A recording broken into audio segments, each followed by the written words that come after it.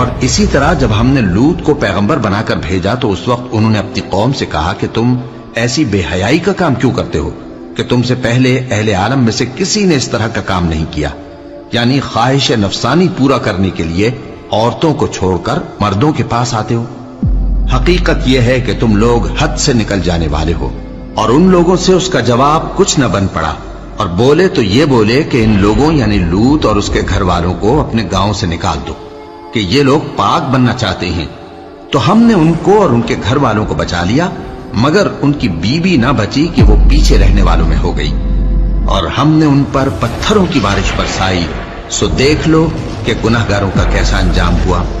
جی بڑی سمپل سی اور سادی سی بات ہے، کوئی لمبی چوڑی بات کرنے کا میں قائل نہیں ہوں۔ آپ کو مختصر الفاظ میں یہ بتانا چاہوں گا کہ یہ جو ٹرانسجینڈر بل کے بارے میں بہت زیادہ بات ہو رہی ہے سوشل میڈیا پہ، آپ کو نظر آ ہی رہا ہوگا،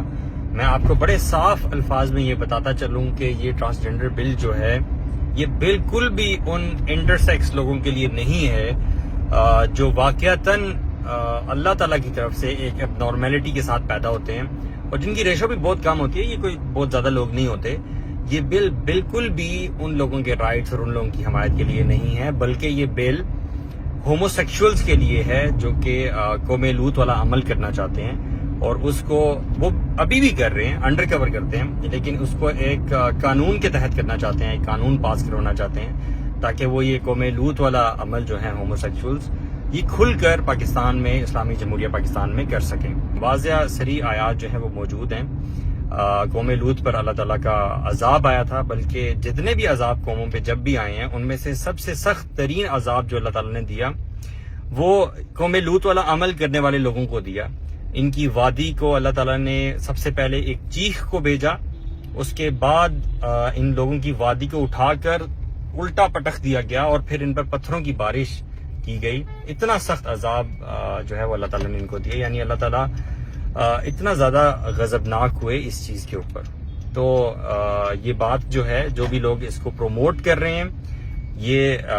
بالکل اسلام کے اور قرآن کے مخالف ایک چیز ہے، خلاف ایک چیز ہے جس کے لیے یہ لوگ کام کر رہے ہیں۔ بالکل بھی ہمیں اس کی حمایت نہیں کرنی چاہیے، بلکہ اس کے خلاف جتنی کوشش ہو سکے ضرور کریں اور ڈنکے کی چوٹ پہ کریں، کانفیڈنٹ ہو کر کریں۔ اس میں کوئی شک کی بات نہیں ہے کہ یہ چیز ہمارے دین کے خلاف ہے اور اسلامی جمہوریہ پاکستان میں ہمیں بالکل بھی قابل قبول نہیں ہے، اور ہم یہ بل جو ہے وہ بالکل بھی پاس انشاءاللہ نہیں ہونے دیں گے۔ ہم کم از کم اپنی طرف سے ضرور کوشش کریں گے تاکہ اللہ تعالیٰ کے ہاں ہم سرخرو ہو سکیں کہ انشاءاللہ ہم نے اپنا پارٹ پلے کیا تھا۔ This is the system of shaitan, this is not the system of Allah subhanahu wa ta'ala. As easy as that, there is no doubt about it.